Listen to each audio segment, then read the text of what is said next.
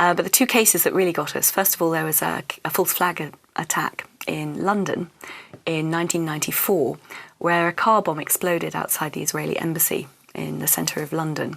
Now, I remember this vaguely. We're talking 14 years ago. It's a long time ago. But it was huge at the time. I mean, it was a huge worldwide story. Yeah. In fact, there'd been an earlier attack against some Jewish interest section in Buenos Aires earlier that year as well. Similar sort of MO, modus operandi, with a car bomb driven and parked outside that exploded. So in 1994, a car bomb explodes outside the Israeli embassy in London. In London, yeah. Anyone hurt or killed? I don't remember. Very minor injuries, that was all. Okay. Nobody was killed.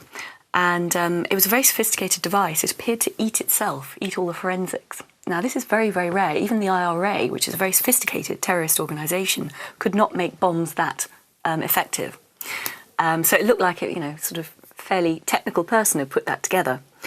But what emerged from that, the senior MI5 officer who was in charge of the investigation into it and had seen all the evidence but also all the intelligence, which isn't necessarily admissible in court, wrote his formal assessment at the end of the case. And he said he reckoned that Mossad, the Israeli external intelligence agency, had bombed their own embassy.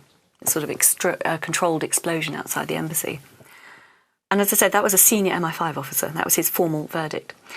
If you read that on the internet now, you would say that sounds like some mad conspiracy theory. But it wasn't. This was the official position of MI5. And he said that they did it for two reasons. One, they were always hassling MI5 for increased security around their embassy and other interests in London. Because, of course, London had a reputation of giving safe haven to Arab dissidents from around the world at that point.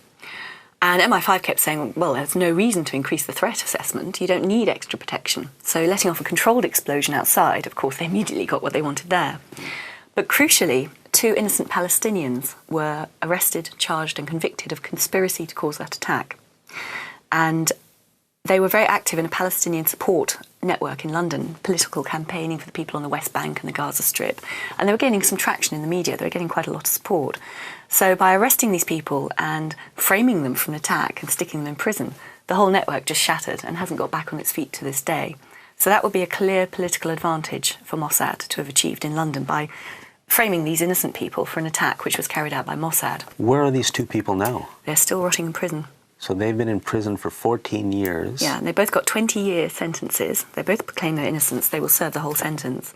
And it was a young woman called Samar Alami who's had a breakdown since this case, for obvious reasons, and a young man called Jawed Botme. And they were found guilty of conspiring to cause the attack. Not actually doing it. They had cast iron alibis. But the linkage was a mysterious figure who was known as Raider Maghrabi. And he was a man, apparently Middle Eastern, who befriended many people within this Palestinian support network. And Jawed Botme knew a little bit about second-hand cars. So Raider Maghrabi asked him to go along to an auction and help him buy a second-hand car. So Jawed did. This was the car that was used in the explosion. This was the linkage that pulled these Palestinians into the case. And of course, during the investigation, Raider Maghrabi just disappeared. So the speculation would be that actually this guy was a Mossad person.